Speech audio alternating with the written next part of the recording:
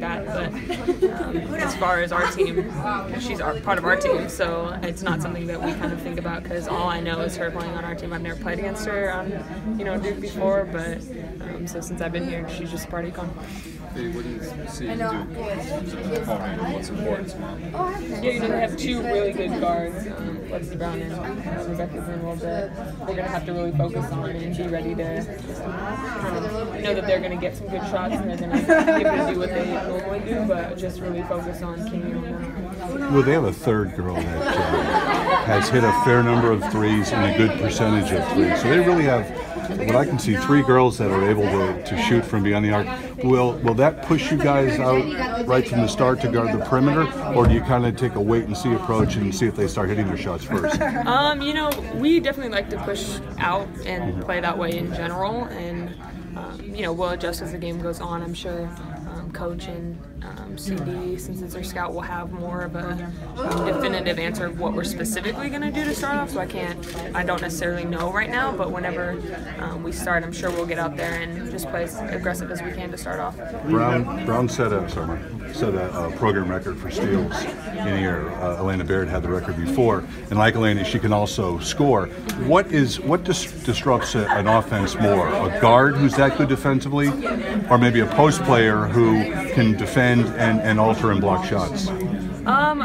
For us, I feel like probably a guard like that because sometimes our team this year, maybe not so much in games, but in practices, we'll go stretches where our passes aren't as sharp and they're a little lazy, and we have that ability to hit those outside threes, so we're not necessarily as concerned because we also have Z in there to score against posts and stuff like that. So we're all just going to really have to be aware of Lexi Brown and where she is on the court, because not only is she a great on-ball defender, but she's really good at reading passes and kind of sneaking in there and getting those steals. As you prepare for another Sweet 16, is it the same as it has been the previous couple of years? Did things change in the routine? Have you noticed it all? Is it the same as it's just always been? The routine's the same. What we do as a team, what kind of we come to the gym for and stuff like that is all the same. But it feels like this year it's kind of all came quicker, and I don't know if necessarily it's because we sat out a few games at the beginning or what, but it just feels like the season just happened so fast this year, and it kind of doesn't feel like it's been almost a year since last year. So other than that, I think the routine is pretty much the same no matter what. Time flies when you get older. Yeah. We know Coach doesn't necessarily talk too much about the history, but do the players in the locker room, do you guys talk a lot about that, and UConn being in the 25th straight Sweet 16? I don't think we necessarily talk about the numbers specifically, but we all know and acknowledge what Coach and CD have done with this program and understand that we want to uphold that as players, and we don't want to be the team that lets down the UConn name, and so we just want to go out every single game and make sure we play the right way and play for the team that's on our chest. Again, to go from a high school to playing together and this and that, what does that say about what you guys have done these 4 years to get to where you guys are? Yeah. It's awesome to see kind of when you see people that you grew up with or that you played with, and you see them getting that opportunity the same place you are. And I know that for her, it's a brand new thing, and clearly I want to pick on her a little bit. It's her first year, but it's just funny to see how kind of things come full circle, and she's getting a lot of good opportunities there, and we'll see what happens tomorrow, but I'm definitely excited to see her, and just it's cool to think about where we come from. And it's kind of funny because you played UCLA last year in the Sweet 16. I know Allie Rosenblum didn't play, but yeah, repping modern day pretty well here, you guys? Yeah, definitely. I think there's a lot of kind of players that have come out of that program and have done amazing things, and to see that there's still people that you're going to see playing in the Sweet 16 or playing however far, it's cool to see, because it's not some high schools you only get 1 or 2 players that do go to higher colleges and get to play well, but Modern Day seems to always produce players every single year. Few people can probably appreciate what Greenwell does for them more than you, being a great cheer. Yeah. What impresses you the most about how she fills that role on a team? She's one away from 300 career 3-pointers. Yeah, it's pretty cool, and watching her just watching film, you can see how much she moves, how many screens she has to use to get her threes, and that's something that I can appreciate, and something that we all can kind of see to really see how hard she works to get those threes. And we're really going to try to focus on limiting that tomorrow. But as a player, it's something that you see someone that works hard like that, and you got to give credit to them. What about Fisa, how she's emerging? I mean, she's always been a really reliable player, but the first 2 tournament games, she's been playing lights out offensively, defensively, passing the ball. What impressed you the most about what she's doing right now? I think this is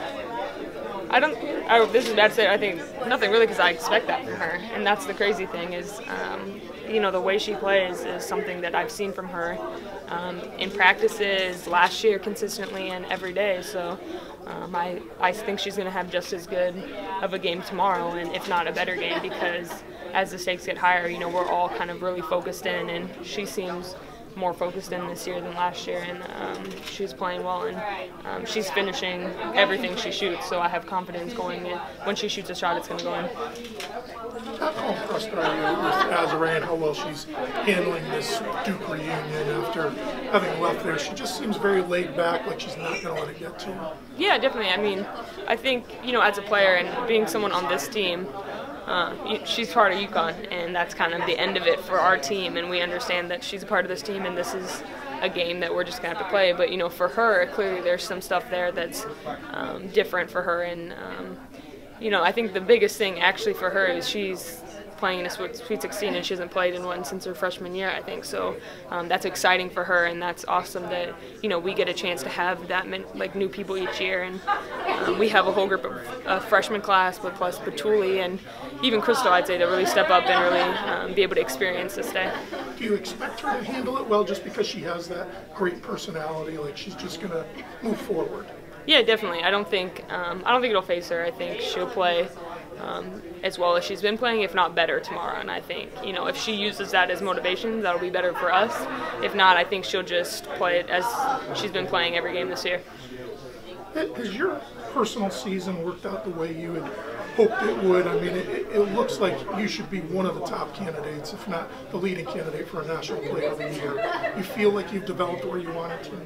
Yeah, I feel like I've developed a lot this year as a player, and I think the biggest thing that's helped me is just I feel mentally like I've come a long way from last year, and it seems as if no matter what game we go into, I try not to get phased or try to have things rattle me as much. Last year I'd still let missed shots get to me, or when teams would be tough with me or try to push me around a little bit, it would get to me more. And this year it's just kind of whatever comes my way, I'm going to roll with it. And I think, especially coming from the beginning of the year, not having it start out the way I wanted and just having to play and limit some things has been kind of eye-opening for me to just really understand that every game is a blessing to be able to get to play, and I want to take advantage of it. So what leads to that mental toughness that you developed? Was it something over the summer? Was it looking back at how last season ended?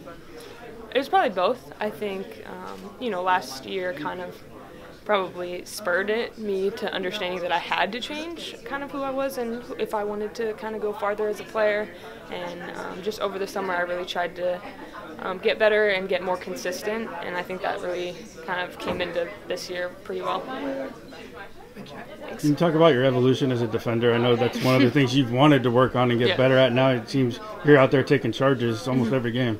Yeah, I've tried to kind of contribute in one way or another, and I think the biggest thing I've learned is that there's ways that you can contribute as a player on defense, each differently. I think, I'm not necessarily doing the same things Kia and Gabby are doing, but I'm still trying to help in one way or the other.